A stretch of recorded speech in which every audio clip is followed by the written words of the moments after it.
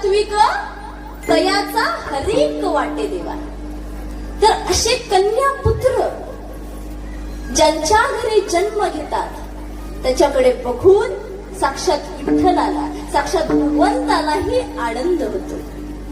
अहो काय ते आदरणीय श्री दत्तात्रय आबांचे दोन्ही पुत्र बार्शीमध्ये असतात बघा.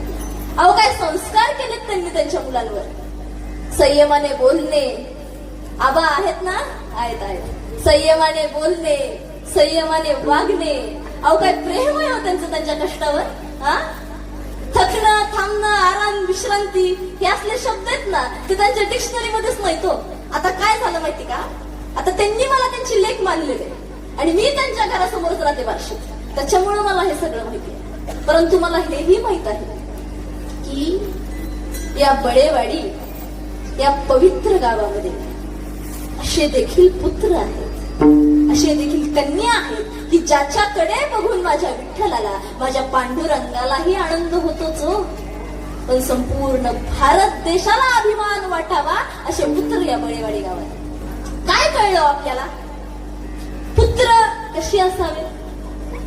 पुत्र गीता भागवताचं श्रवण करणारी असावी. आता गीता भागवताचं श्रवण करणारी असावीत म्हणजे कशी असावीत? कीर्तनाला जाणारी असावी, प्रवचनाला जाणारी असावी, कथेला जाणारी असावी आणि अखंड विठोबाचे चिंतन करणारी पुत्र असावी.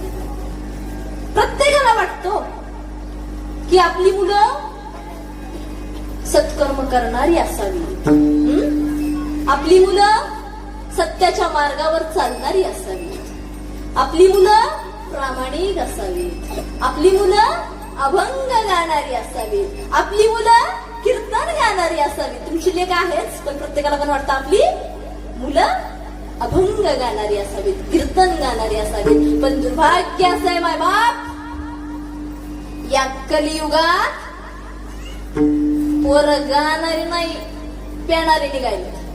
बरोबर आहे का? बाबा हसले, बाबांना पटलं. बरोबर आहे ना बाबा? हे बघा, चुकलं असेल तर मी कोण आहे? तुमची लेख आहे. सांगायचं ताई साहेब तुम्ही असं म्हणलाच कसं